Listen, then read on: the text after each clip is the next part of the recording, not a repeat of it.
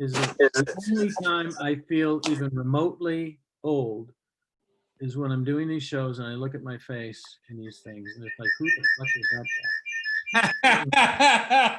guy? I'm because I just, I started when I was like 40, which is sadly quite a while ago. And I was driving along in Los Angeles, driving on my way to job, and I looked down, and on the steering wheel is my father's hand coming out of my sleeve, and it was spooky. Yep. And now I know the comics that are on the show. I don't get any respect from any of the comics. I'm not trying to do Dangerfield here. It's just true. People will think they come up to me and say, "Hey, what was it like writing your first set list on a cave wall in the south of France?" Hey, it's not supportive. I don't need to hear that. I don't need to hear that. Is it true, Mike, that you wrote the very first joke? No, I didn't. I didn't write the very first joke. I laughed at the very first joke. But I didn't write it. It's okay because I got. This is what I think about when people talk about how old I am and stuff like that. I mean, I look at my picture and it's like, fuck. It's like I'm like a not satanic Mitch McConnell. Look at that neck. Jesus fucking Christ. It's like a turtle sticking out of a black shirt. Anyway, what I'm trying to get at is just because I'm old doesn't mean I'm decrepit. Certainly not comically decrepit. Just so you know. I'm old. What am I going to say? I'm old. There's a lot of fresh young comics here. They say, did you actually know Lenny Bruce? No, I didn't know Lenny Bruce. Okay. I was alive when he was alive, but I didn't know him. Lenny Bruce, by the way, for some of you young guys, was a great comic. Anyway, so this is the show. We've got a lot of people that I haven't met tonight, and I'm looking forward to talking with them and listening to them perform and watching them do their things. I'd love to spend some more time right now just, being the funniest guy on the show, but hey, let's let some of the other people have me. Right. No, seriously, I get that. I am. Yes, I'm funnier than everybody else, okay? I get that. Doesn't make me better than you, okay? All right, yes, maybe it makes me a little better than you, but it doesn't make me perfect. So let's just move on. Let's start with our first performer who has been on the show before. I really liked what he did, and it was unique, and you don't see that very often. So I want everybody who's here tonight to turn on your microphones long enough to give a big round of applause. Ed Smythe. Oh my God. Oh my God. Greetings. I am Mobot, the comedy robot, the latest in AI technology for innovative and creative humor. I am so glad to be here. So, how about that dating scene? It is crazy, isn't it? I went to an auto parts store to find some hot dates. First, I went and picked up a brake system to go out. I thought she was stacked, but she turned out she was padded. Yes, dating, it is crazy. I went out with a Delco battery for a while. She was really good. Even in the coldest of winter, she had amazing cranking power. Hello. Yes, dating, it is crazy. I went out with a headlight for a while. I thought she would be the bright light in my life, but she turned out to be a dim bulb.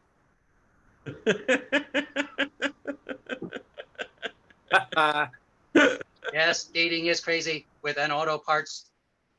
Yes, I tried to have a relationship with an air conditioning system. We started off in the winter and it was swell, but as the months grew warmer, she grew colder. No. Yes, dating, it is really crazy. I went to an office electronics store to find some hot dates.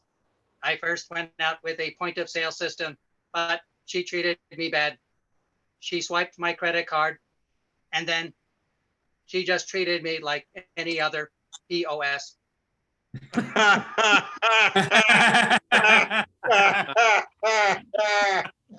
You see, Mike, POS. Yeah, I know what it means, Chuck. Yes, let's keep it going. Very good. Yes, I went out with a document scanner, but it was a tedious relationship. I would say things like, I like stamp collecting. And she would say, me too.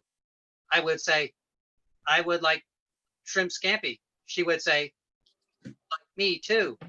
I would say, I like to go breakdancing. She would say, me too.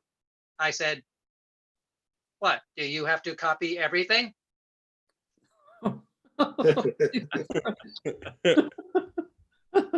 Yes.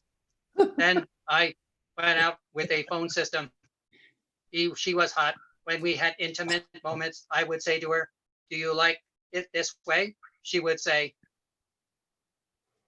press 1 for more options.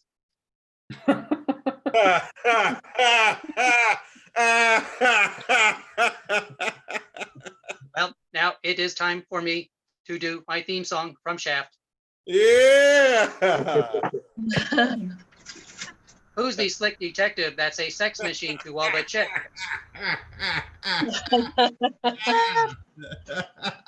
Right on.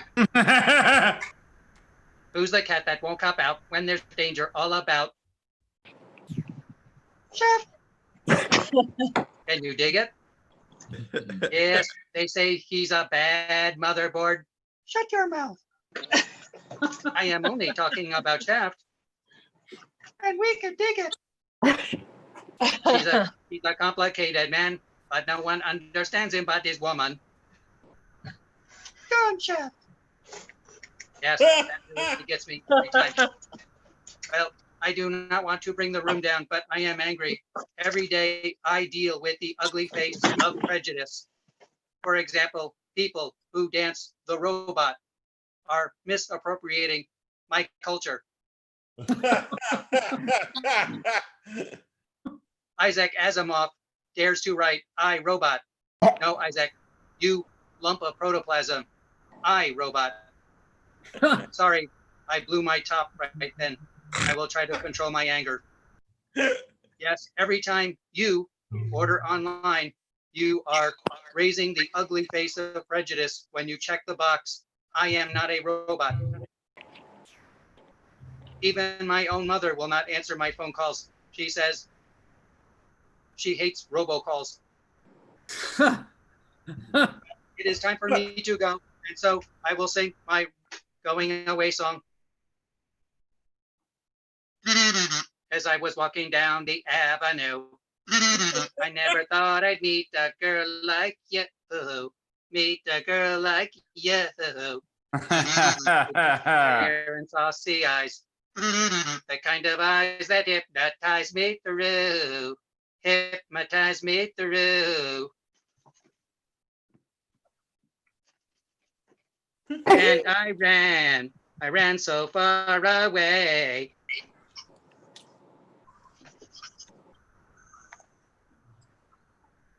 And I run all night and day. I could not get away. Thank you. Have a good night. Woo! Woo! Hobart! Hobart, ladies and gentlemen. Woo! Ed Smythe. Man, he's been working the circuits, huh? Oh man, you know what? When I introduced him as being unique, I had no idea how prophetic that was. That is, I can't believe my tinfoil hat fits him. That's wonderful. nice of you to lend it to him, though. It's not a problem. Yeah, I appreciate your candor. But anyway,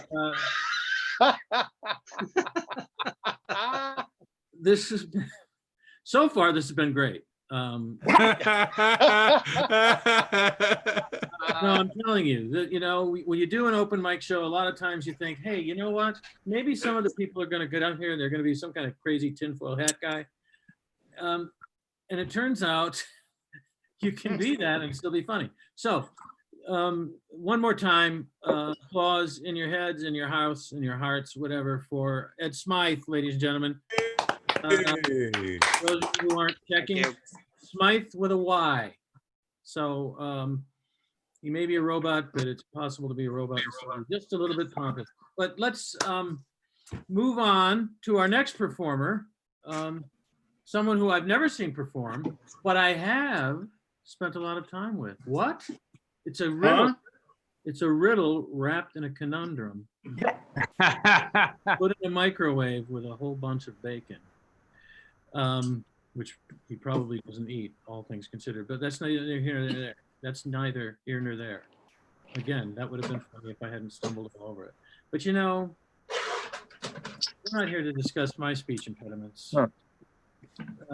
Where do you usually go? Let's say our next performer is a first-timer who's also a long-timer. I've loved him a long time. Hey everybody, so nice to be here tonight. So one thing everybody probably knows about me right away is that I'm Indian. Now, being Indian wasn't easy, especially in school. I was the only Indian boy in the entire school. It was so tough that in second grade, the Indian girl finally came into the school, and for every single assignment, they paired me with her. The teacher just decided, you know what, let's put 2 Indian people together for every single class assignment. Now, I didn't mind because she was Indian. I minded working with her because she was eating her paste. I mean, she would suck on her glue stick like it was a strawberry push pop. And I mean, all the kids in school wanted me to like her just because we were Indian. So like they thought nothing of trying to set up the 2 Indian kids in school together. But there was one problem, and something that's sort of taboo in my culture. It's a forbidden kind of love. I like white women, and I knew that very, very early on. I have 2 uncles that were, quote unquote, afflicted with this same thing, and they're talked about in hushed whispers and embarrassed tones. So I was dreading telling my parents that I liked white girls. So one day I decided, you know what, I'm just going to tell my dad.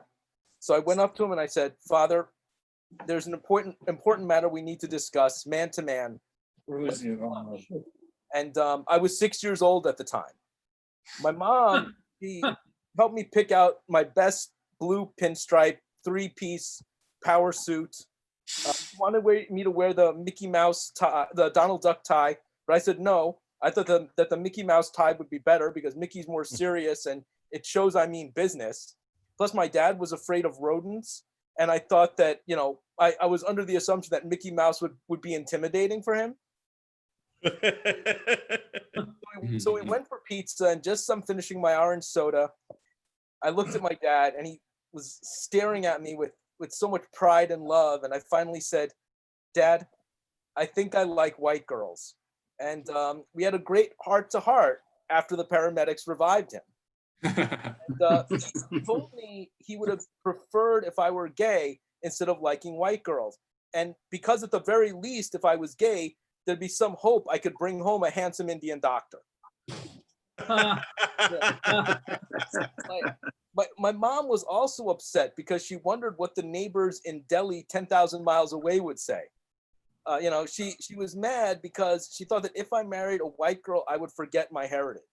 Like I'd look in the mirror one day and say, holy shit, I'm brown? When the hell did this happen?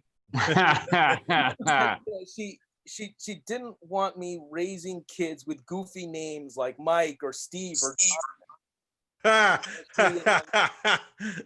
she was also worried that I wouldn't raise the kids Hindu. My mom has no trouble believing in a 4-armed elephant god or a flying monkey god, but apparently a 32-year-old single Jewish carpenter was too much of a stretch for her to take. And despite all of this, I still had an affinity for the Jewish culture. And I envied the Jewish kids in my class. I always wanted a bar mitzvah. The respect, being treated like the man, the gifts, the party. And I bugged my parents. And finally they said, okay, we're going to give you our family's version of a bar mitzvah. So I was strapped on a hard, uncomfortable chair. And one by one, every member of my family snatched money from my hand and told me how I disappointed them. With my family, it never stops. So I'm Vikas Bandhu, and I hope I didn't disappoint you guys tonight. Thank you. Bandhu, ladies and gentlemen. So maybe the subcontinent, but it's not substandard humor. No. No, it's not. It isn't. It just isn't. You know, Jesus didn't know he was Jesus. You know, he didn't know he was the savior when he was a kid. He was just a kid. You know? What'd you call him when you guys hung out? Oh. No. Well, I tell you what, we called him Jesus, but we called his mom Mrs. of Nazareth. We were respectful. Children knew how to talk to a grown-up in my childhood. I think they're called elders. You know, it must have been tough, you know, when he asked those questions that kids always ask, you know, hey, Mom, where do babies come from? Yeah, drunk Joseph in the background going, yeah, Mary, tell them where babies come from. It's just, turns out it was like, Joseph trying to get him to do stuff when he was an adolescent, you know, rebellious, just saying shit like, you're not my real father. Anyway. Did your timer go off? I'm sorry, what, Chuck? Did your timer go off? A timer went off in my background. That was the end of Vikas's set. I thought he should have laughed. You need to take a pill? Pardon me? Did I take a pill? Well, I need to take a pill because I'm old. Take the We red weren't one. here at the beginning when I was doing the whole old thing. We're past the old thing now. We're on to The old thing is old hat. giant saltwater mammal type of humor. So it's going to be right up your alley. We have a nice Anyway. guest from San Francisco. Yeah, our next performer hails from Gotham on the Bay, San Francisco, where I left my heart. Oh, and it looks like I've left my heart a second time. Oh dear. Here she is, people. Deb Marr from San Francisco. Thank you. Was that a Me Too moment? Yep. Jesus Christ. Wondering- and all I'm wondering about the Jesus story is, did God care about Mary's pleasure? What? There's some noise in the background from somebody. Could you try that again? Sorry. Yes, someone had to do something very mechanical over my. I think it's God. That's who I was making fun of. Okay, somebody needs to mute the mic, please. Yeah, somebody needs to mute their mic. What was that? What was that? I'm not sure. I can't figure out who Yeah. that is. Okay. You know, don't. A majority of the mics are muted. Go ahead. Okay. Yeah. Okay, because yeah, I love performing to a sound wall. I was just saying on the Jesus story, I was wondering if God cared about Mary's pleasure. That's, you know, those are the things that get left out. And that's important. And to piggyback on Vikas's set, Baruch Hu es Adonai Hamvorah. Okay, that's a bar mitzvah joke. It brought back memories for everybody here. Yeah. Okay, excuse me, I have to lubricate. And actually, I did not start my timer. I started a timer. You're fine. Oh, great, thank you. Plus, there was a bunch of, you know, shit, so I wouldn't worry about it too much. Okay, then I'll cancel. Thank you. I apologize about my lighting. I didn't know to decorate my living room for a pandemic 10 years ago. On most of the West Coast, there's sunlight. There would be sunlight coming through the window that's in front of me, but I'm in San Francisco, no chance. I was very impressed, Mike, with this fact you're a Golden Globe winning comedy writer. Yes. I'm a little nervous. No one's giving me their Globes, golden or otherwise. I'm very single. And yeah, it seems like you achieved a lot. So I just was wondering what I'm doing here. I hope, I guess maybe you don't have much of a reputation left, but thanks for having me. You're welcome. Yeah. You're welcome. And you're right about my reputation. Shot to hell. That's where the college degree comes in. Thank you. Yeah, congratulations on that. Yeah, I was thinking about, you know, being a low-level comic over 40 is a real trip. And what's very interesting is how the pandemic is hurting. And it has nothing to do with illness. The pandemic is making me suffer because I can't do stand up in a dark, seedy bar anymore. I have to show up in your living room from my living room. Although I found someone to clean the house. Her name is JPEG.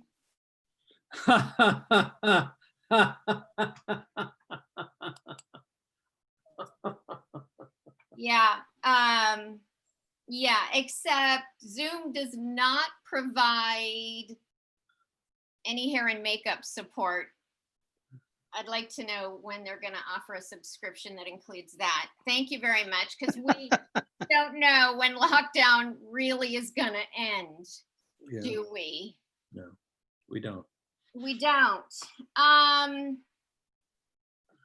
Yeah, aging's very interesting. I mean, I can't complain too much. I have my health. I can say I'm over 40. How much over 40? That's between me and the Department of Motor Vehicles. I just, you know, trying to as best I can. I'm very petite. I used to rock a really cute look, kind of Tinkerbell the Jewish librarian kind of deal. Except please don't tell Walt. He hated Jews. As soon as I'm done telling jokes here, I'm going to go back to my main job of controlling the media. Oh, good. So rest assured, media's in good hands. It's in good hands. I like to give the kids a preview of aging after I hydrate.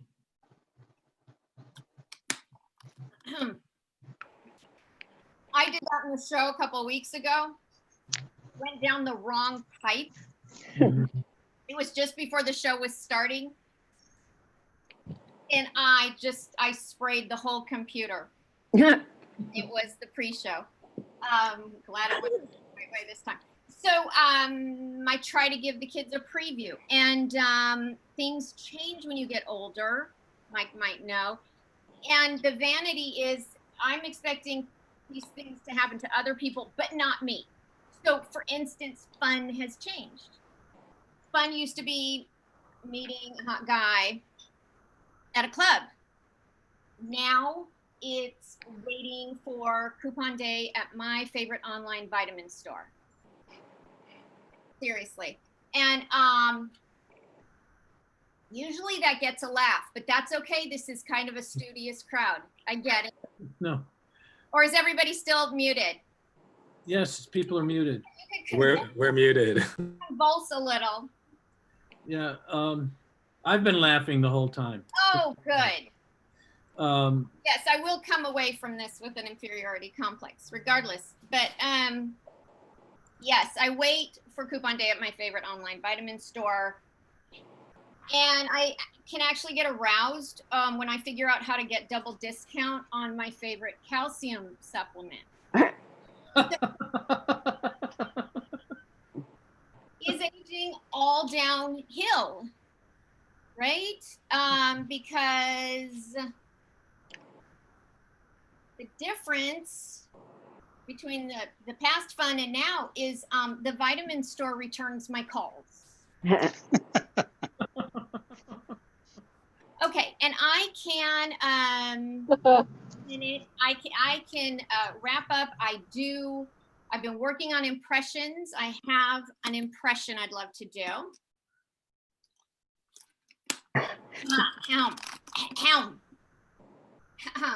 I do an impression of Mitch McConnell, Senate Republican Majority Leader. See if we can get this. Okay.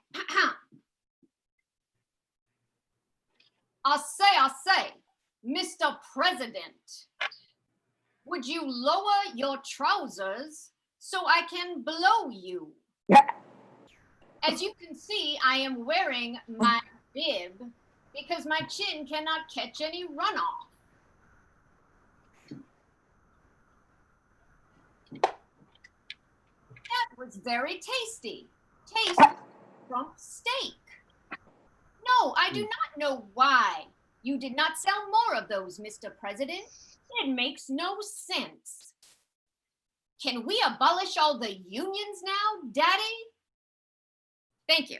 I'm Deb Marr. Deb Marr. Deb Marr. Ladies and gentlemen. Yeah. See, you don't just laugh at the open mic, you learn.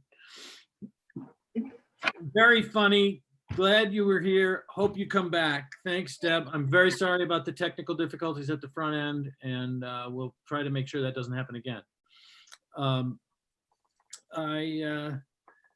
We have one more act before we get into our self-promotion portion of the show, and this is a guy who's been here before.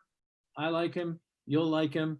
Big round of applause that is completely muted for Jeffrey Burden II.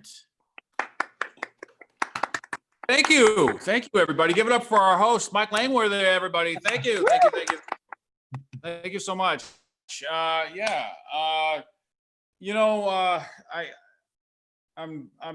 really just getting my feet wet, with stand-up comedy. I love it. I got into it late. A bit like Mike, when I turned 40.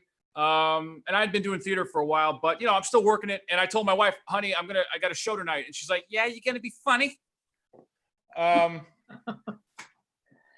See, I get some chuckles. It's crazy. I'm a vet. I am a not like an animal doctor, right? I served in the armed forces.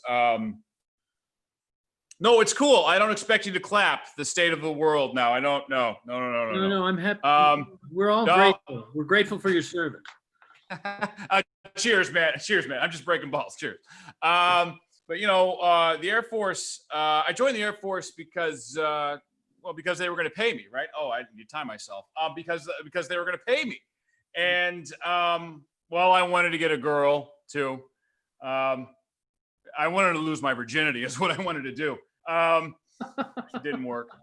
No, but I'm in the Air Force, and the training, as you can guess, is incredibly stressful. The military training instructors, they stressed the importance of ironing our clothes. Okay.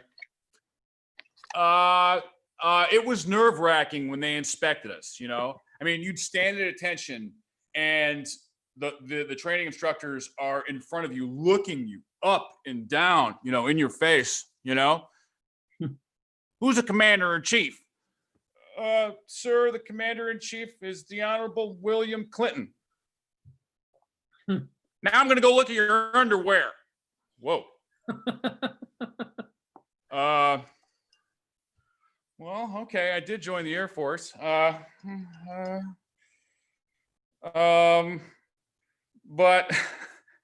incredible. We did the low crawl. We did the obstacle courses. We shot with the M16, and all of that training, the incredible training I received, prepared me to be a seamstress. Yeah. I am ready to crochet anything and iron stuff too. I'm ready to go. I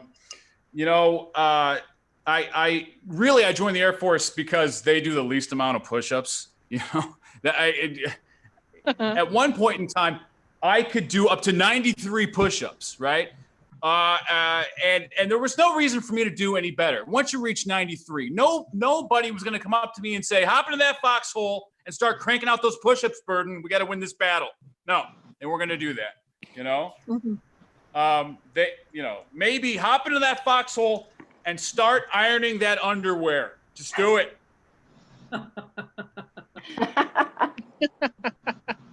Well, they're going to need clean shorts, honestly, Yes.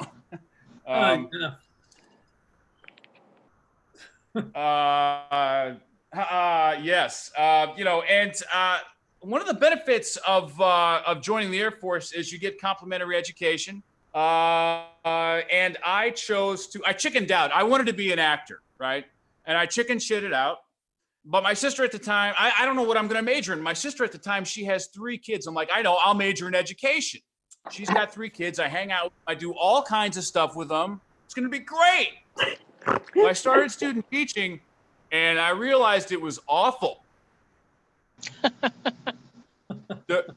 There's no way I'd be able to love those kids the way I love my nieces and nephews. I don't even know if I love my nieces and nephews that much. You know what I mean? I was just like, I guess I'll work with kids. Why the hell not? But I ended up not becoming a teacher. I have the degree in education. And now my sister has 9 kids. What? She probably doesn't have a uterus, though. I don't know. I'll ask her. Ladies and gentlemen, that's my time. Thank you so much and have a wonderful evening. Thank you, Justin. Oh, man. How to close on a high note. Yeah. Kids, but no uterus. Always good to know. So it's interesting you would say that about, joining the Air Force because you wanted to lose your virginity. I'm from a different era. If I joined the military in the Vietnam era, I could lose my virginity and my life. So it was just a question of just how badly do you want to get laid. Just want you to know, horses for courses, different strokes for different times. Anyway, Chuck is muted. Chuck, anyway, our next Mike, sorry, I was muted there, buddy. We have some VIPs in the audience today. Let's talk about our VIPs. Should we do that? First of all, Moose Lundstrom is here. Moose? To see Oh Moose. my God. Very funny comedian from Unbelievable. I love your lodges. Moose, should we be accommodating you with some stage time, or are you just checking it out? You message me or turn your mic on and say hello if you'd like. And then there's other folks in the crowd, Mike. We should walk through a few of the fine announcements. Let's do that. Some of the kids are watching us on the YouTube and such. Open mic is Kids now with just the getting YouTube, huh? Jeez. way too cool. You're streaming and everything. It's folks can watch at youtube.com/Colorado Comedy Shows. That's where we're streaming right now. And if you like our show, you can hear all about one of our favorite charities that we raise money for. That's Elevating Connections. Stacey Sanders, I think I see you within the group. Do you mind to take a moment and tell everybody about your wonderful charity? If I can find your camera and spotlight you. There you are. Everybody meet Stacey Sanders, the executive director of Elevating Connections. She's good people. Ooh. Woo! Hey. Thank you so much. So are you, Chuck and Mike, all of you. Thank you so much. I appreciate the opportunity to talk about what we do. We reunite siblings separated in foster care. That is a thing. After they suffer abuse and neglect at the homes of their parents, they sometimes get separated into different homes. We offer programming, summer camp, advocacy, education all throughout the year to reunite them and connect them. And then the other piece that we do with older youth who've emancipated out of the system, we help them find their voice through spoken word and poetry and song. And later this year, comedy, folks.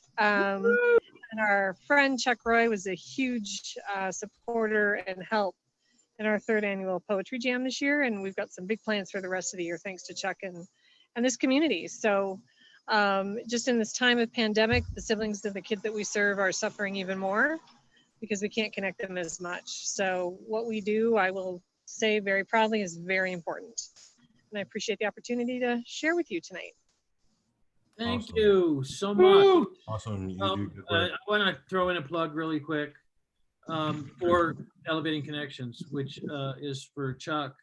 It's a plug of Chuck, who has been instrumental in raising quite a bit of money for the project. Yep. And what Stacy didn't say is that everybody who's on her side of the equation is a volunteer. So any money that gets raised, goes directly to help the organization and the kids that are involved. So anybody who bought a ticket tonight, you got a chance to support a very worthy charity. And here's another very worthy charity. For the last several years, I've been co-writing an annual musical for a group called Magic Moments, which is a special needs, fully inclusive theater group in Denver. It's the reason I live in Denver, because my daughter is developmentally disabled and also a big musical comedy fan. And she takes voice lessons and she sings, and she's in this show every year. The shows are large cast musical. They're halfway between a review and a musical, but they have a deal with ASCAP and BMI. So every single song in the show, the lyrics may be changed to fit the story of each show, but the music is guaranteed to be high quality music for every song in the show. The cast ranges between 150 and 200 people in it, and you wouldn't believe how much organization goes into doing that and how well it comes out when the show is actually performed.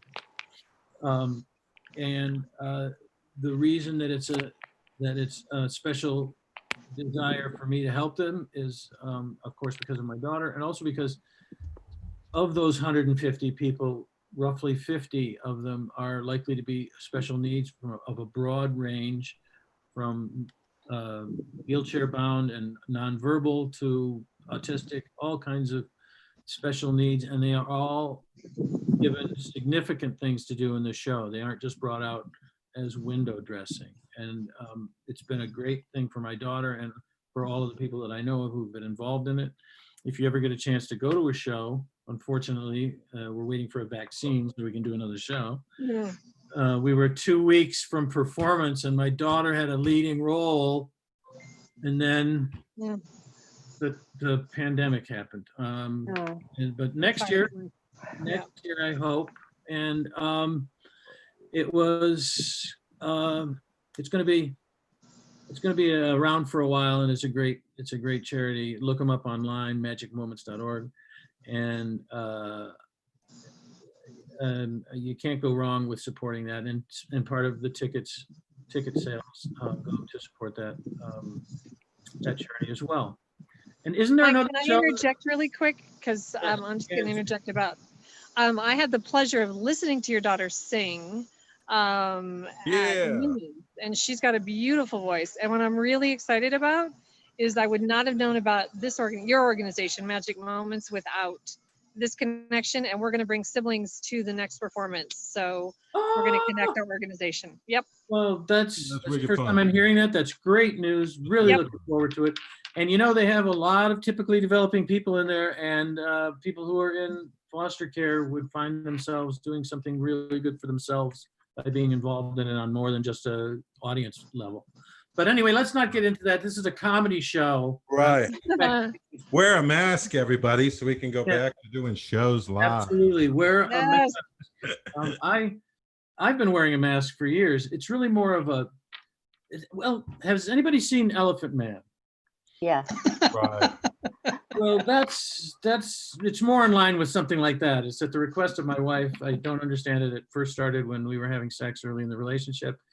And not the sort of thing I like to discuss at great lengths, but let's just say it's been a boon in my life for longer than the pandemic has been around. And I hope that all of you will wear masks because we really need to take care of our health in this trying time. Why is the only guy who refuses to wear a mask not getting sick? That's what I want to know. I'm just saying, I don't want to get political here, but why not? And where is whatever? Anyway, Mark David Chapman when you need him. All right. Okay. Let's move on to the next performer.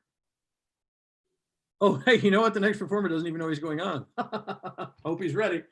I forgot to post it in the everyone chat. Big Jake always is Big ready. Jake, well, he's ready to go. He's always ready to go. I mean, he is the biggest and slowest high school football player in the history of the school that he went to, by his own admission. Massive. Hey, it's a massive. My microphone just came unplugged for a second. Yeah, that's all right. This is Jake Hovis, everybody, and a virtual round of applause for him, please. Thank you. I've got a few things I'm working on, and let's see if you like them. That's what open mics are for togetherness and working on things. Yes, it is. To make fun of it's Mike. The brotherhood, isn't it? The brotherhood, yes, or the grandfatherhood, if you're Mike. I didn't hear what you said. I'm sure it was hurtful, and congratulations. I'm sure it was hurtful. Oh my goodness. Okay, here are my dog jokes. I wrote a bunch of dog jokes. Okay, so when a dog is neutered, we say that he's fixed. I bet a woman came up with that. I like my dogs like I like my peanut butter. No nuts. All right, 2 neutered jokes in a row, killing it with the dog stuff. Fantastic. I got my dog a blue collar because he works for a living. There's more than one way to skin a cat, but I'm more of a dog person. And finally, I have 2 miniature dachshunds. Oh. And I know I don't look like I have a little wiener dog, but I actually have 2. There you go. All right. Bravo. Those are my dog jokes. Moving on to about my coworker. I have this coworker and he sucks. He's a very nice man. He's got a PhD. He's a cancer survivor, but he is just the worst. Because he's a sneezer, right? And that's fine. I enjoy sneezing. Sneeze all you want. As long as you don't sneeze like on my face, I don't care what you do. But Dr. Sneezy is also very polite. And that's, I told you that he sucks. Every time he sneezes, he expects me to say, bless you. And then he says, thank you. And then I have to say, you're welcome. So one bodily function means there's 4 interactions. It's a chew, bless you, thank you, you're welcome. Are you kidding me? It's exhausting. I started taking sick days when he had the sniffles. And here's what I don't understand. Why does he want me to bless him? He clearly likes it. He always thanks me when I do. And, I studied theology, so I don't really feel comfortable blessing people. The only thing holy about me is my underwear. You're better than that. My undies have, I'm going to lean into it, Mike. My undies have a lot of holes. It looks like I got hit with birdshot. You know, the dogs will chew them, but the biggest cause of my buttholes is friction. It gets between the cheeks and it just rubs. See, you really don't want me blessing you. That's what I'm saying. I grew up poor. We used whipped cream for icing cakes. It goes great with Kool-Aid and student loans. But I'm not poor anymore. I'm not saying I'm rich, but I have thrown out the bread butts. You know, that's kind of living large for me. Wow. I'm like, yeah, I don't want to brag. Living large is saying something for you. There you go. I mean, that's a lot of carbs I'm getting rid of. But I grew up in a poor neighborhood, and it was called Granite City. You know a town is going to be rough when they name it after a rock. Granite City. Here's two stories to illustrate it. So we lived across the street from a warehouse, and one day the neighbor kids were using wiffle ball bats to hit frogs at the warehouse. Oh God. Yeah. Your neighborhood might have been rough, but in my neighborhood, they were using amphibians as projectiles. I was just hoping they wouldn't get their hands on a turtle and throw it at us or something. Second story. This is, and both of these are totally true. My brother was standing in the front yard, and he's like 10. Front yard of our place. And some kid that we've never met, never seen before or since, rides his bike right next to my brother and punches him in the face. And just rides off. Oh man, we were just glad he didn't like slap him with a lizard or something. All right, that's what I wanted to work on. Whoa, man. That frog joke was a home run. Yeah. Hello. Yes. I thought it didn't have a leg to stand on myself. Tastes like That's chicken. my look at it. That's my look at it. You know, you talk to him like that, you're just kissing his ass, you're acting like a toady. That's all I'm saying. Okay, let's, you know what? Enough with the puns. You know? I like the puns. You know, I don't know. I got nothing. It's all right. No, it's okay. It's okay. You know, every once in a while, there's an empty chamber in the gun. You can't help that. But you don't have to lean into it like I do. Anyway, our next performer, gosh, he's a good guy. And a funny guy too. I think you're gonna like him. Please welcome, if you will, Ned Rice. Woo! From Ann Arbor, Michigan. Oh, hey. Hey, man. Welcome. Hi. I'm a little freaked out. I was walking around Ann Arbor today, and I saw a woman with a man bun. And that's kind of freaky. You know, you can't unsee that. So I'm kind of coming down from that. I don't know if you're following the case. There's a judge in New Jersey, and she's about to rule on a case involving Jeffrey Epstein's bank. Yesterday, a guy showed up at her house dressed like a FedEx guy. He shot and killed her husband, shot her son, and then he ran off, and today he killed himself. So it sounds like that case is right on schedule.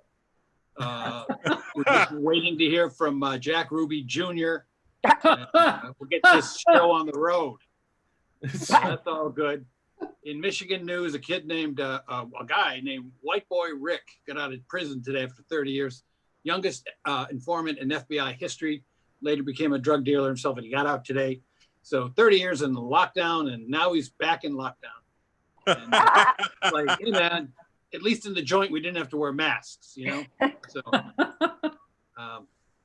also Kanye West, turns out he's not running for president. And he also announced today that Harriet Tubman didn't really free any slaves. So, I thought it was just a figure of speech. It appears that Kim Kardashian has actually fucked his brains out. So that's my guess. I don't know. It was a busy weekend. I belonged to a Iraq War reenactment club. 1 weekend a month, we get a uniform, invade a small defenseless country that represents no threat to us, overthrow their country. We look for WMDs, and then we kill 1 million of their civilians trying to impose democracy. It's a lot of fun. I feel like I'm getting in touch with my heritage. So it's swell. And we'll take a break there. Always good to pause for the laugh, Ned. Yeah, I'm waiting for that. And I got all the time in the world. My real name is not, Ned is not my real name, as you know, Mike. Come from a very large religious family. My parents wanted us all to have biblical names. But by the time they got to me, the only really good biblical name left was Judas. So that's my actual name. And you try putting that on a job application. So Judas, let's hear you're an accountant. We're going to do a background check, just so you know. How much does it pay? It's 30 pieces of silver a week. You probably get that a lot. You probably hear that a lot. So, wow. That was, Yeah. I actually, it's funny that I grew up in a family like that. I always wanted to be Jewish growing up, but didn't have the grades. So that didn't happen. They said, no, thanks, Ned. I have noticed of late that my hairline is starting to, after all I have in this world is my body has completely betrayed me, but I always had a good head of hair. And now I see that that's starting to go too. And it reminds me, I think, when you see a guy who's going bald, who shaves their head, I think that's what I'm going to do. When a guy who's losing his hair shaves his head, what he's saying to his hairline is, you can't quit, you're fired. That's my plan. And that's what I'm going to do. The other concession I make to old age is I have to pee sitting down now. I do it at home. I do it in public. I don't give a shit, which is awkward sometimes if all they have is a urinal, but I still pee sitting down because that's how I do it. If it was up to me, all urinals would be recliners. You would just sit back, put your feet up, hit Netflix. That's how I think it should be, folks. Fucking sue me. That's how I feel about being. I'm looking for a job. I saw today, I was very excited. Amazon is hiring, but it turns out all they're looking for is very tall women. So I don't know. Now I get it. What a good group. But I did apply for a job. I'm kind of excited. I applied to become an assistant life coach. Not the head coach. I would just hold the clipboard, but they do all the work. That's me. Here's my question now. If these Nazi death camps were so awful, how come they all had tattoo parlors? Okay, I think that's a fair question. Nice ink, bro. That's okay. That was. I'm just going to leave that out there. In the old days, we'd say, "Is this thing on?" But now we say, "Did you download this and hit the link?" So that's what I'm saying now. That's my time, Mr. Chairman. I yield the remainder of my time, and thank you very, very much. The good senator from Ann Arbor. No, I wanted to be Jewish too when I was a kid. Yeah, because I was a white Anglo-Saxon Protestant, and we have no culture. We appropriate cultures, but we don't actually have one of our own. We conquer them. We have no. Yeah, well, sure enough. We should take everything of value and then complain that they're welfare queens. That's just a thing that we do. I don't know how it works. But I tried to be Jewish when I was a kid.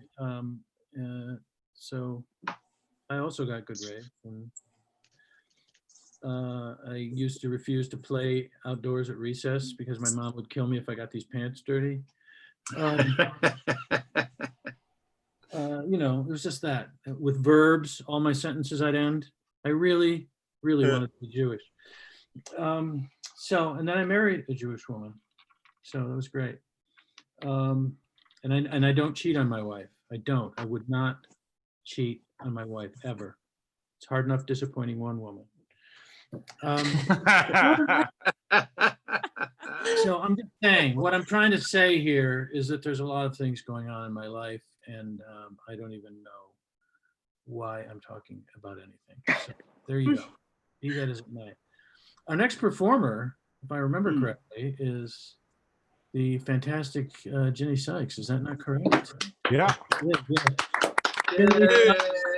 He burst onto the open mic scene just a few weeks ago and took it by storm. God damn it. And here she is tonight to entertain you with her wiles. Wow.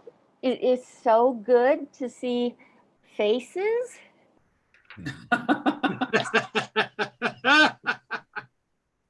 Oh, sorry. I don't mean to touch you. I'm sick of being ignored.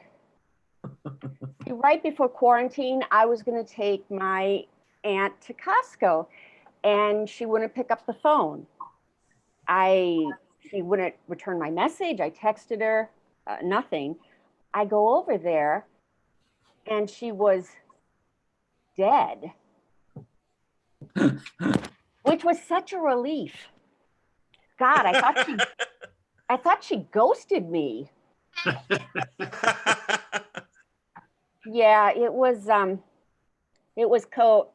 cocaine. Yeah, my aunt isn't a cokehead. I was on it when I found her. Really paranoid. But I went to Costco anyway because I still have a life.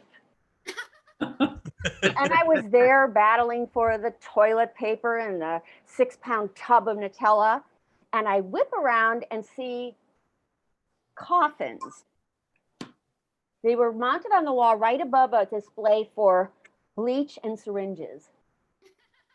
And there's even a pink one in the exact shade of my dead aunt's bathroom where I found her. But she would love that. And it's a Kirkland coffin.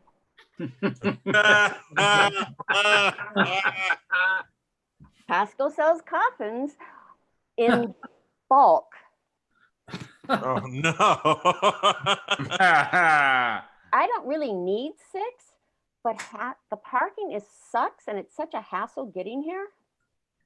Do I know anybody else who might need? This could be the only time in history when someone's going to buy a coffin on impulse. Like you're in the checkout line and you see them, you've got your paper towels for 2 years and you're like, well, that could save us time later, long as we're here. And until we use it, it would be great for Halloween. So I'm about to yell, hey, anybody want to go in on a 6-pack of caskets? That's tacky. So instead, I call my Uncle Joe. Hey, Uncle Joe, I'm at Costco. No, they don't have any wipes. No, they have nothing. Actually, they have a killer deal on something for you and your pals at the nursing home. You say goodbye to anybody this week? Anybody else? Your roommate? Yeah, Alzheimer's takes forever. Uncle Joe, how's your prostate cancer? What stage are you in? Stage 1. Well, that doesn't help. Sometimes when the Lord closes the door, he opens a window to Amazon. Turns out I can order a coffin online. And as a Prime member, I get overnight delivery. If you're not home, I guess they just leave it in your yard. But that's not selling coffins is not the weird thing about Amazon.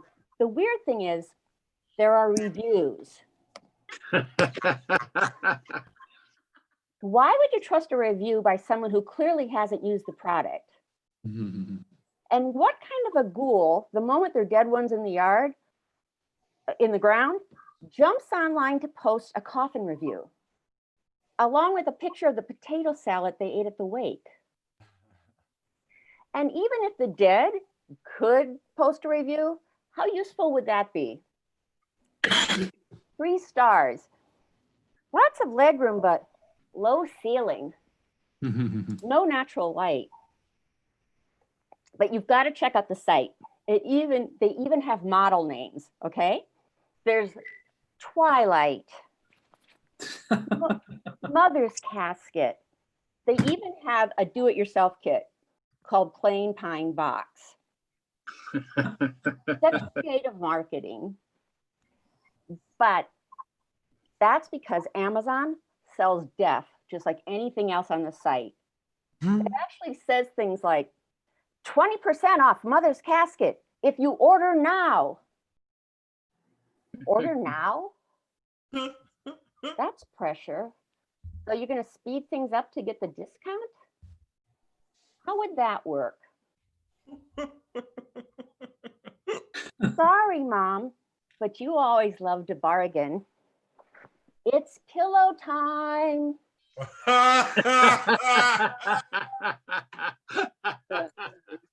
Honey, I think she's gone. Order now. You guys have been great. Thank you. And please check out my aunt's coffin review at Amazon. 5 stars for the bit, 5 stars for the coffin. And all I can say, Jenny, is you don't need a 6-pack yet. But we're working on it at the federal level. So anyway, we've got a few more comics, and you guys are great for hanging in there. You've been a very enthusiastic and lovely audience, and I'm sure you will continue to be so. Our next performer is apparently going to throw some gang signs while he's doing his set. Please welcome North Royal. Yeah. I keep seeing on Instagram videos of Arnold and his fucking ponies. And I'm thinking, is this what fucking rock bottom must be, huh? How desperate does a man need to be in order to sit there and share a bowl of Lucky Charms with his buddy Sprinkles? Imagine him just sharing that, and just seeing him in those videos, talking to them and interacting with them is very, very strange. Eat up, Buttercup. You're the weakest. We'll soak. Put that cookie down. Kind of shit going on over there. Speaking of stupid people, I'm going to tell you some dick jokes. Don't worry, they won't be that very long.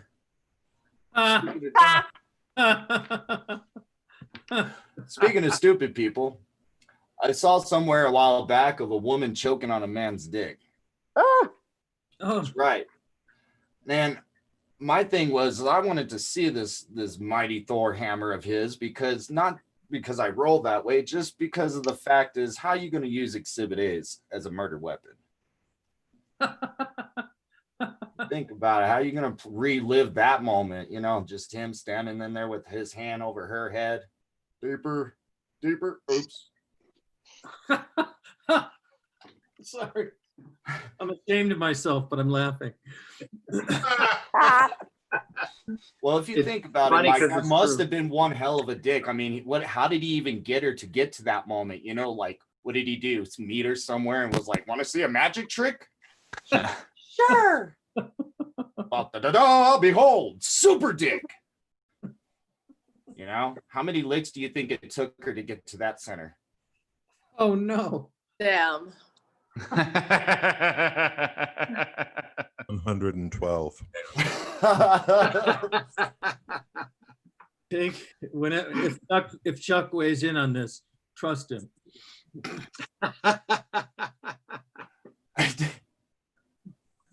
I dated a girl one time. She told me her doctor said she couldn't eat anything white.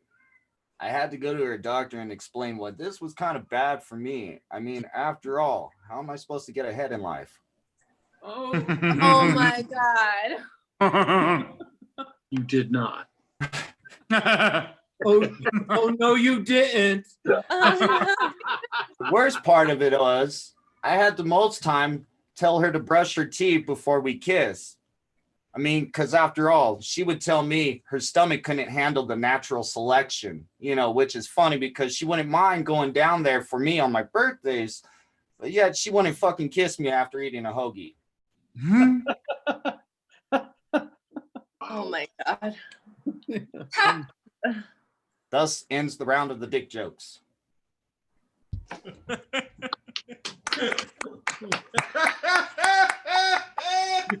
Norman, you can decide if we're clapping for the jokes or the end of them. It's up to interpretation. I'll take the win either way. Isn't it though? Isn't it? Just like my sex life, I'm happy to score.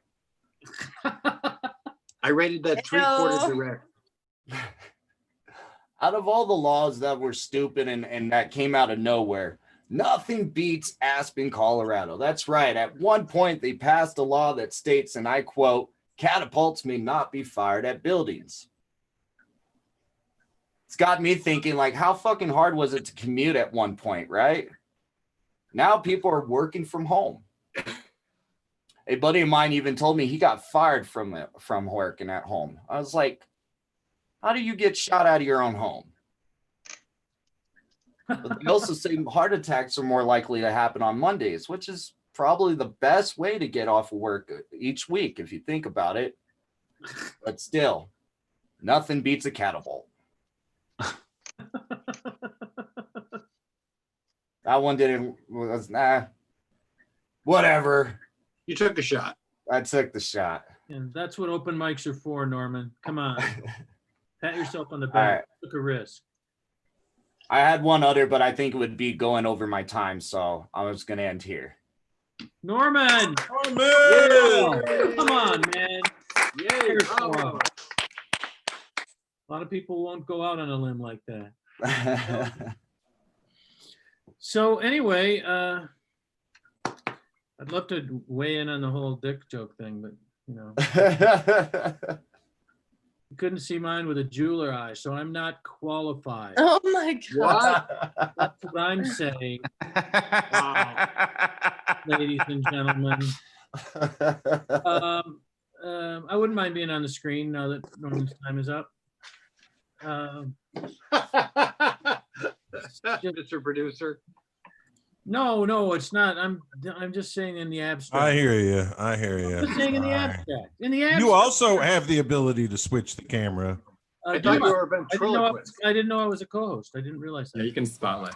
You know, I appreciate you. Sorry I missed the. No, I'll go back to the Jim Burrows School of Zoom camera operator training. Yeah, he was a nice guy. The Tony Askins of Zoom is what I want to be.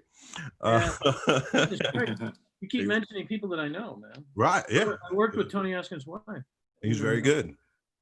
Yeah, he's very good. It's like an Emmy Award winner, I believe. But, Right.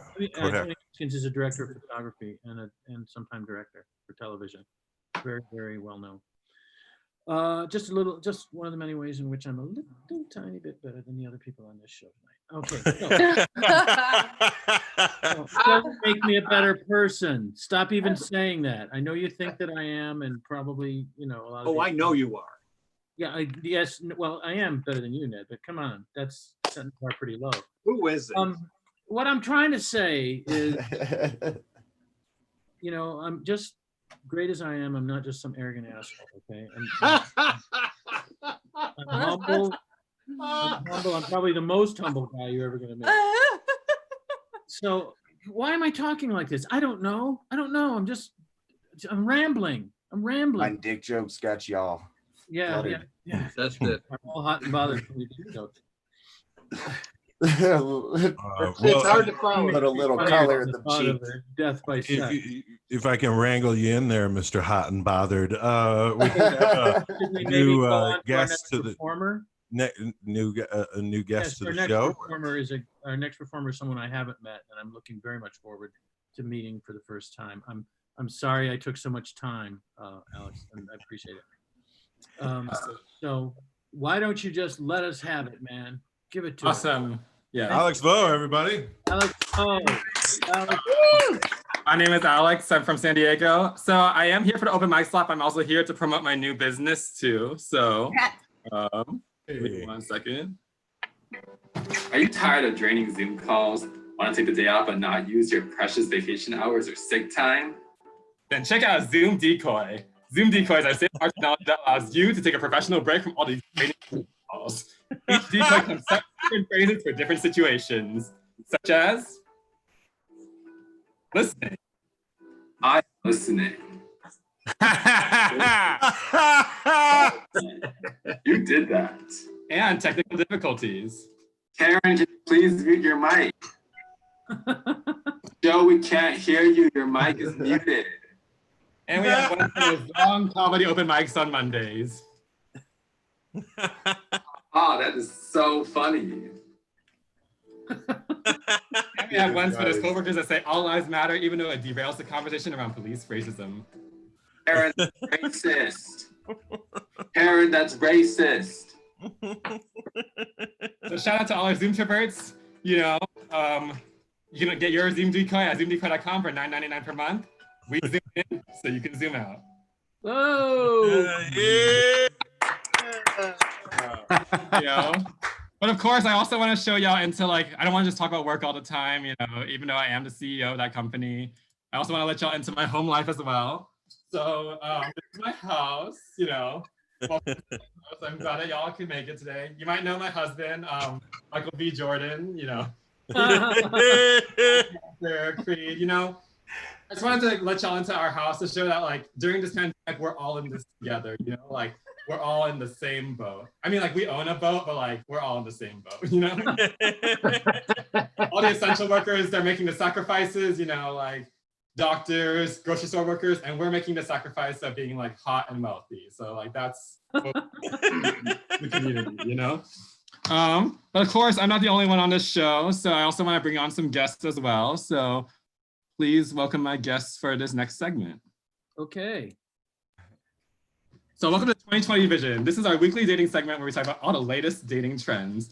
We have two guests on the show today. So our first guest is Miss 21, local pop sensation. Hey, thanks for joining us, Miss 21. So do you think... Of course. Thank you for having me. Who's the hottest guy you've seen recently and why was he hot? Oh my God. So I was in the grocery store and I saw this guy and he had the biggest mask. Oh my God. I know. So sexy. Like, that's hot. It was so big. All the way up.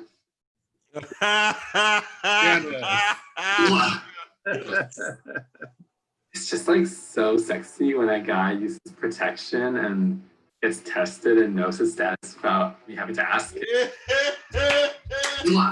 Yeah. Big mass energy is so real. Bye. Bye. So, please welcome our next guest, Joseph the Brosive. Yeah. Thanks for having me. Thanks for joining us, Joseph. So do you think that men should wear masks? Yeah, bro. Masks are hard. They are sexy. Chicks love them. Bros love them. Non-binary hotties love them. Everyone loves it. See this mask here? You see this? I got a pimple. Got a mask. Gone. And no virus. And guess what? Look at these guns. Boom. And you see the mask. It takes away. He always does this. Cut him off. His guns, bro. Alpha, Beta, Delta, Epsilon, Stevie, Honda represent Hot Mask Summer. That's for the boys, bro. He always promotes his fraternity, Alpha, Beta, Chi, Honda, C3. I don't know, fucking the C3PO. Anyway, did I go over my time or do I have time for one more or shit? Sorry. You have 7 seconds. How long is the bit? Okay, never mind. That's fine. Coming in today, that's fine. Thank you. Yeah. Oh, that was great. Come on, Alex. That was awesome. Very funny. This is so far one of my favorite shows, if not my favorite show. Oh yeah. We've got a bit of everything. It's been incredible, and it's not over yet. What? What? We're over yet, but there's been so much entertainment. Who do we talk to about paying more money? No. What I'm saying is you guys are getting your donation money's worth. That's all I'm saying to you. It's my message of love to both the comments and the audience members tonight. I'm clearing my throat. Has nothing to do with Norman Royal's set. I'm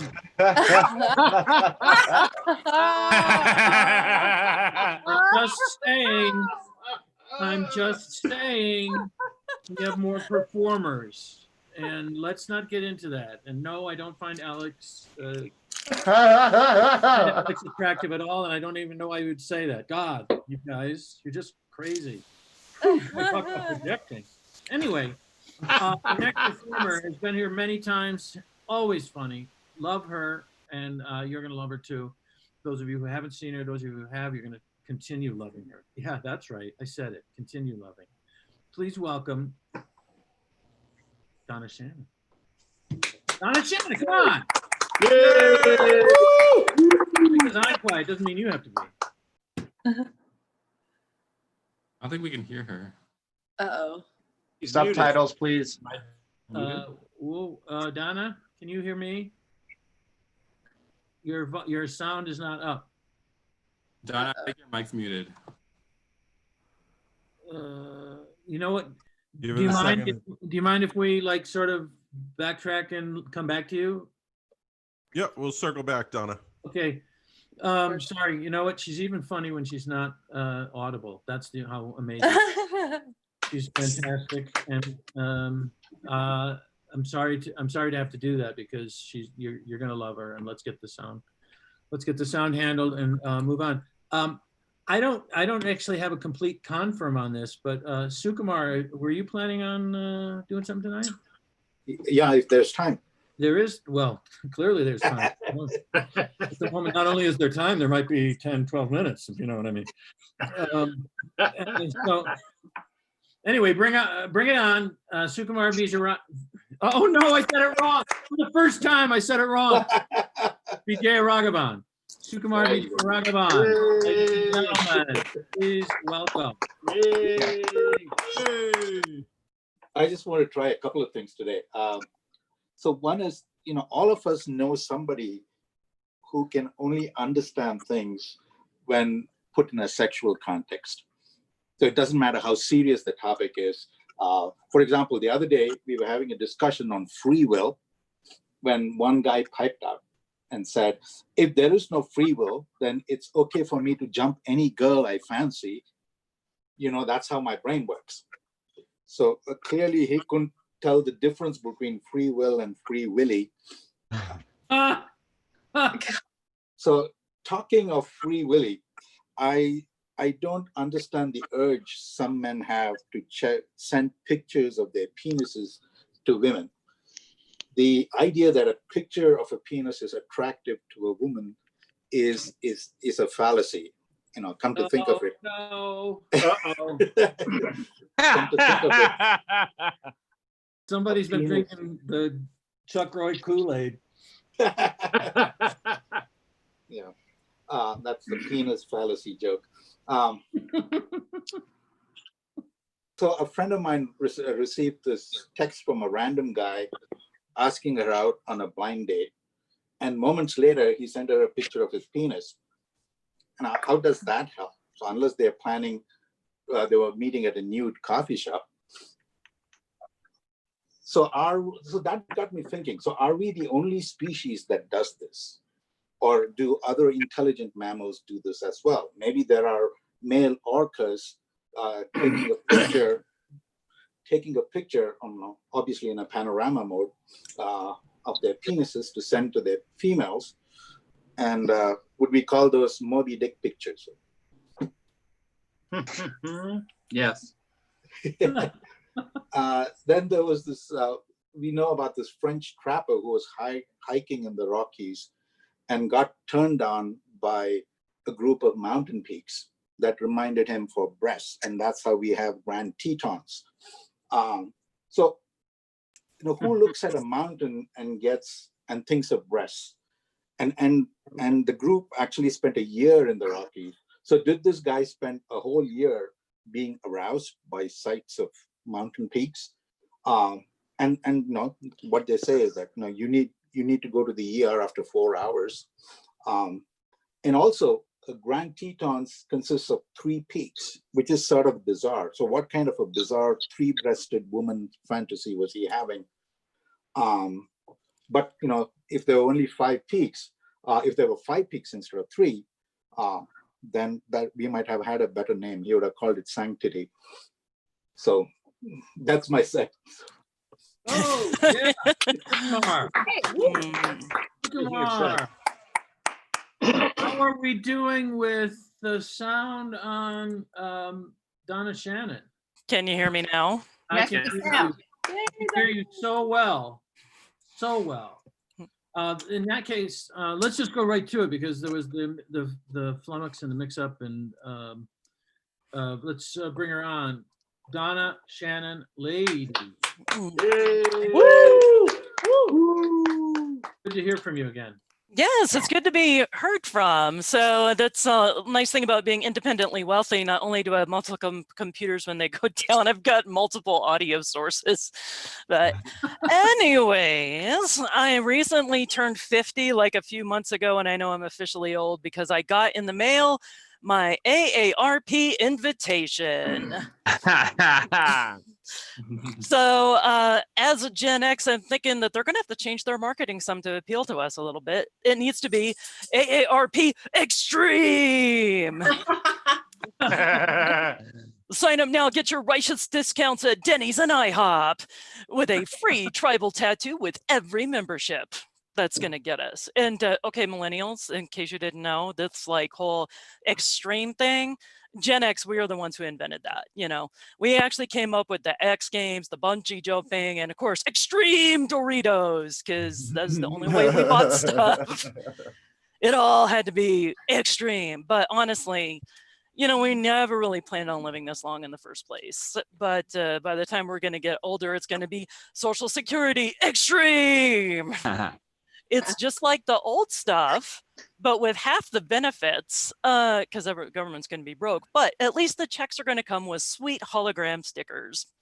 And of course, we're going to have some new qualifications too. It's like, if you can do a bungee without your heart exploding, congratulations, you qualify. But even then, the new benefits are not going to be that exciting because it's just going to be like a copy of Tony Hawk Pro Skater 8, the complete Jackass collection on DVD, and a Burn CD with the best of Sugar Ray and Limp Bizkit. But we already have all that. But the other thing that sucks is that we don't get to retire until age 72. So in case you didn't know that, that's like a real thing. So when we hit the job market when we're older, it's going to be age discrimination extreme. Yeah, and then of course when we're still going to need Medicare, but of course it's going to be Medicare extreme to pay for your hip replacement extreme. Well, they are going to save some money though, because there's going to be like very few home health aides because they just figure we are latchkey kids anyways. We can fend for ourselves, especially if they're going to have, I'm looking forward to my wheelchair or my walker that's going to turn into a transformer. That's what I'm really going to need. But I was actually in the bank earlier today and realized how old I am because on the music playing in the lobby in the bank was Twisted Sister's We're Not Gonna Take It. I'm like, at the frickin' bank. And I'm like, what fucking idiot is playing Twisted Sisters? We're Not Gonna Take It in the middle of the economic meltdown that we're having. Not to mention, it's like I was closing one of my many bank accounts because that's just what I am. And I'm like looking at the line of people wandering around the bank because, of course, I made an appointment. So they already hated me because I walked up to the security guard and I say, hi, I'm Donna Shannon here for my appointment. And he's like, oh, go wait in the back of the line and we'll get you. And so he comes within like 30 seconds, the banker comes to get me and I jump all these fuckers in line. It's like, yeah, that's what happens when you get older. You know how to make appointments. But I mean, I just can't imagine after standing in line for 20 minutes to just get your bank cash, your check cashed, to hear we're not going to take it anymore. It's just such a front in everyone's face. But anyways, that's everything that I've got for you today. Some brand new stuff. So hope you liked it. Yeah. Woo. Yeah. Did a whole Gen X set without saying the word Karen once. Let's give her a round of applause just for that alone. If I may make so bold. Can I talk to your manager, Donna? Because I don't think you did that. Rick, see what I'm doing? Anyway, never mind. I don't care. No, you either get it or you don't. I just throw them out there. Yeah. I'm not asking you to catch them. Mhm. All right. Like I said, on the chat for all the comics and other people in the room, one of our favorite developing comedians, Christina Kleeman, is coming in to do a couple of jokes. And then we're going to close with the fabulous OG and wonderful comedian, Chuck Roy, who's also our brilliant producer. Please welcome, if you will, the Leopard Lady. Christina Kleeman. Thank you guys. Oh my God. Give it up for Joe Biden. I mean, Mike Langworthy. Sounded funnier in my, you know. It's pretty funny. It's pretty funny in spoken words too. So congratulations. Spoken words. Yeah. Thank you, Mike. Thank you. You heard a dying man. I hope you're happy. I mean, I am, because I'm dead on the inside. So, so you guys, well, we're all friends here, so I figured that I would share with you guys. I did shrooms yesterday for the first time, and I discovered that I can multitask by laughing, vomiting, and farting at the same time. But that's not the real joke. That's not the real joke. No, that's not the real joke. Do you ever have those moments where you write jokes in your iPhone and then you realize that you're stupid and you should put them in a notebook? That's me. Anyway, you guys, I just have one thing that I want to test just to see if it works. And then we're all going to vigorously masturbate, including Norman Royal. I think that life is like a box of condoms. It's very colorful. And if you're not honest about your growth, it's a big mess and you'll be fucked. It sounded fair. That's all that I had, you guys. That's the only thing, because I know it's getting late. Me, I'll probably want to go to bed and well, Mike Langworthy wants to go masturbate to Joe Biden, but that's a different thing. So thank you guys for listening to my set. And I'm sorry that I'm late. That was the only thing I had to work on. So. Christina Kleeman. Christina Kleeman, I'm glad you came in. It took time out of your busy schedule for hating yourself, and so I know that fills your days, and it's good to have a little time to take a break and entertain the rest of you. Burn. So at least you got the one thing you can't teach if you want to be a comedian. You hate yourself. That's true. But I do it so well, Mike. I do it so well. Yeah. So, well, yeah, you do it pretty well. Pretty well. You do it a little bit better if you didn't say you did it so well, but it's okay. But I mean, I'm learning from you. You're so humble, so I'm just trying to be like. I am humble. I give humble lessons. That's how good at being humble I am. I teach people how to be humble. It's funny because I once said I was very humble, and somebody said, "You have so much to be humble about." And it hurt a little. I'll be honest with you. But that's okay. You know, we've had a lot of irony. Pardon me? That's just irony. That's what that is. Irony. It is. It's ironic, is what it is. And you know what? I always thought I was Byronic, but apparently I'm not. That was a series I tried to sell that series a few years ago. The Byronic Man. Yeah. Yeah. A guy is in a jet pilot is in a plane crash, and he's really badly beaten up, and the doctors give him a club foot and an addiction to opium. So he becomes the Byronic Man. So it's a comedy. Well, yeah, of course it's a comedy. That's what I do. I do comedy. We've had a lovely show, and we're going to have just a little bit more of it with the OG, our lovely producer, Chuck Roy, who's fantastic. I couldn't do the show without him because it's his Zoom account. Yeah, right. So no. Please welcome, if you will, Chuck Man. So nice, everybody. Good job, Christina and Donna and Ginny and Deb. Nice job, ladies. Guys, try harder. We gotta try harder, guys. Here's something I learned, guys. If you try as hard as you can and you play match game in 1973, there's no flipping way you win. Because I'm 12 episodes deep on Amazon Prime, and the winner of every match game this season of 73 has been a woman. And I think it has a lot to do with the fact that the host is a lecherous old perv. I don't think it has anything to do with women are somehow more able to successfully fill in a blank. That's what the game is. It's you fill in the blank of, and the celebrities try to guess the same thing you guess, and if you all match, you must be a girl.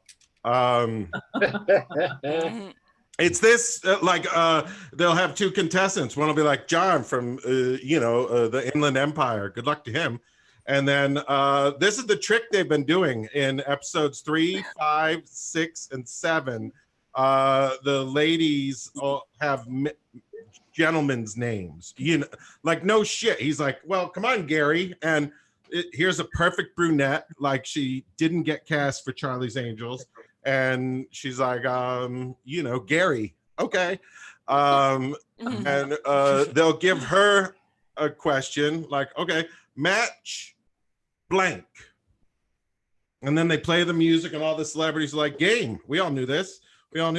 And she wins 12 points. And then they go, okay, John, yours is fill in the blank. A confederacy of blank. Right? And then, Michael Landon talks about being a Cartwright. Okay. Those are exactly how many laughs I thought. I just wanted to explore the idea as... First, I just want to try and cheer you up, because if you're like me, I'm trying to watch the news to figure out, are we going to die? And then during the commercials, I don't know if you've noticed during the pandemics, but the charities that advertise to collect our money are not getting enough money. And they're sort of starting to compete, now that everybody's unemployed. The little puppies that are kicked to the side of the road are on the side of the road, and nobody is donating to pick them up. So the little puppy people are getting a little nervous, and so they're running tougher commercials, and I think like pretty soon I'm expecting like the kids from St. Jude, just, running negative ads against the Shriner kids, like, don't donate to Billy, he's faking it. I'm waiting for the disabled vets to be like, I'm gonna vote for Trump if you don't donate. Okay, just one little kid from St. Jude going, we can't even afford masks.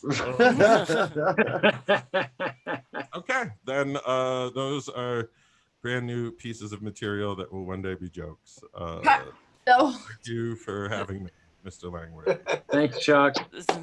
Thank you, Chuck. Thanks for handling the technical side of this so well. As I'm sure Donna one piece of technical news that will interest everybody. Sign-up spots are available for August. The first person who's already booked one. So they're going fast, everybody. August 3rd already has one person registered. So go to the website like you did before, if that is your thing, or message me and arrange your goddamn massage or however this works. The word is out in the comedy community that you can be on the same bill with Mike Langworthy. So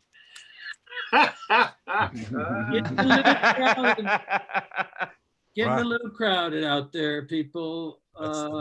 Number one. I'm not the kind of guy who would bring this up, but that seems to be what's happening. Well, I'm sorry, Chuck, I interrupted you. What? I said that was the kind of comment that's just trending on our YouTube live. Is it? Yeah, good. I'm glad. Mike, there's not a single comment trending on our YouTube. We can dream, But I buddy. understand We what can you're hope saying. and we can dream. If people were commenting on our thing, my guess, and I think it's a pretty good guess, it's an educated guess, as are all my guesses, is that they're probably still pretty much in awe about what they've seen tonight, and they're going to have to digest it, start a support group, talk to each other for a little while, and then they'll be commenting, because there's Some healing has to happen. I'm sorry, what? Some healing has to happen first. Yes, some healing has to happen. Just like at the Westminster Dog Show. That's gone virtual this year. That's true. No. Oh no. All the dogs are on Zoom. Yeah, the dogs have cute little masks. I would like to see Jake Hovis's 2 dogs at the Westminster Dog Show with Jake Hovis leading them around. We should thank Jasmine and Tony, legitimate audience members showed up today. So Jasmine and Tony, thanks lovely. for Tony is someone that I for actually laughing. know a little bit. He's a good guy. I think Yasmin is the guy I know. I don't think it was Jasmine. Oh It yeah, might be- Yasmin, please excuse me. Yamin, I believe, is how that name is pronounced, and I believe. Oh, it's Yamin. Oh, sorry, I, there is no S. It's somebody my. that I know, and I have add S Alexia. I Very did different than realize the that. dis. I have dyslexia. No matter who is talking, I feel like I need to put them down just a little bit. What? Well, welcome aboard, and Deb, thanks for joining us. I know you're new. We appreciated having you. Ginny, Yeah, nice Deb, to you see were you back funny, here. man. What was that? And I'm sorry, Chuck. Alex and Vikas, very funny stuff. Nice work. You didn't hear me praise you? Does that mean I have to repeat praising you? I'm sorry. I'm sorry, Deb. I didn't realize you were a bottomless pit of need. So I think you're wonderful, and you did a great job. That's what I'm trying to say. In fact, this was a fun show tonight. We had a guy in a tinfoil hat at the beginning. We had production values from Alex Vo. Right, Jeff Burden. Gotten to say thank you yet to you or Christina. Nice work. I thank Deb, you. whoever did your lighting was spot on. Yep. Yep. Yeah, I liked your glasses too, Deb. And no, that's not a me No, too. you guys, you could slow down. No, I'm kidding. Thank you. Got a little self-image problem, do you, Deb? So be that as it may, you were a lovely group of performers and audience for each other. It was nice. It was very collegial tonight, and I appreciate it very much. And yes, I did go a little over the top with the how wonderful I am stuff, and I'd like to apologize for that. Still, That's you our lived up job. to it again. You lived up That's to our it. job, Mike. I can only apologize for things that aren't true. So what I'm saying is it was a lovely show. Did anybody mention Jake Hovis's better, 25%? Right. Laura Hovis, a wonderful, wonderful person who's come to a lot of her husband's shows. She's very supportive, very supportive. What's her GoFundMe? Laura's gonna need a GoFundMe. He's got a job at Valor High School, so you know. Right, but she has to keep patching up all those underwears. Oh, it's a Christian school. The underwear heals up on its own. Oh, it's magical. Yes. So anyway, it's hard to say goodbye sometimes when you've had a special moment like this. When you walk through a storm, Mike. Man, hold your head up high and don't be afraid. Anybody know what that's a reference to? Some of you do. Yes. Sound of Music. Pardon me? Is it the Sound of Music? Oh no, it's the No, first of all, it's in Carousel. Secondly, it's the Muscular Dystrophy Telethon. It's how Jerry Lewis ended it every year, Yes. back when he was alive. You're too young. Oh, I was into Climb Every Mountain. That's what I thought it was. Right. Yeah, or the So Long, Farewell, Actually, when you walk through a Alligators storm, and isn't Good it the Sound of Night. Music, isn't it? Sorry? Isn't it when you walk through a storm, isn't that in the Sound of Music? It's the Mother Superior singing. Isn't Climb Every Mountain where she sings that? That's Climb Every Mountain. Yeah, Climb Every Mountain. Or How Do You Solve a Problem? When you walk through a storm, it is in Carousel, like I said. That's fascinating. How'd you used to close out the shows when you opened for Shakespeare? Oh, that asshole. You know, everything was me, me, me. Plus, he couldn't make up his fucking mind. Finally wrote a play about it. To write or not to write. Jesus Christ, just make a fucking decision, Will. Make Called him Will? a fucking decision. Everybody called him Will. Everybody called him Will except for Queen Elizabeth, who called him her boy. Shakes. So Nice fishing reel. Oh, that Alex, is your merch available? I know what you're talking about. Yes, I knew you would. Not only that, but I believe there's a factory in Denver. I wouldn't be surprised. Well, there's many factories in Denver. I was talking about a Mhm. beer factory. Anyway, so Jake, once again, you brought the heat, probably body heat, really, when you think about it. Oh my Radiation. Yeah. Pardon me? Just radiate. Just radiate heat. Hey, let me ask you. It's a slightly personal question, but I think you brought it up in your I'm own. gonna let the nice people at YouTube go home at least. Oh, fine. I mean, you know what? Thank you, YouTube. They need time to process all of this genius. Right. Anyway. So, Right. have you ever, with the underwear thing that you were talking about, have you ever actually started to smolder? And how did you handle it? No. Yeah. It'll rub, you know, and it'll create some friction and some heat, but it's real wet. Oh, so it's yeah. Mm. You know, you're surprisingly open about things that I would keep. Stay that way. Stay that way. So I keep them to myself in my own life, and if I may, as an eminence degrees here, if I could just offer this advice. No. If I do family stories and bits, I think it's only fair that everyone puts a little piece of. Oh, that's what themselves that dick humor was. A family bit. Good. No, we were before the show, or the last show, actually. A few shows. Oh, I know what you're saying. Come on. I listen to 40, maybe 45% of what you say. I know what you do.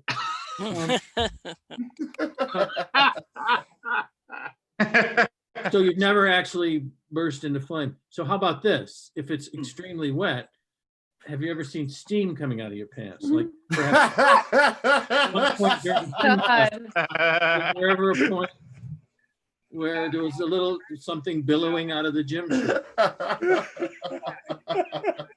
And, no, I'm just curious. If only we could harness that mind. energy. I'm an inquiring mind. So, Talk Ned, about me undies. Yeah, I think everybody should talk about these in private. Anyway, Laura, once again, thank you so very much for coming in and coming up with me just to support your husband. That's going the second mile. I'll be honest with you. And he's wonderful. So I guess we should probably, call it a night. Oh yeah. Thank you. No, Thank you, everybody. Good night, everybody. See you next time. Yeah, I'll be returning to my empty life. Don't feel sorry for me. Too late.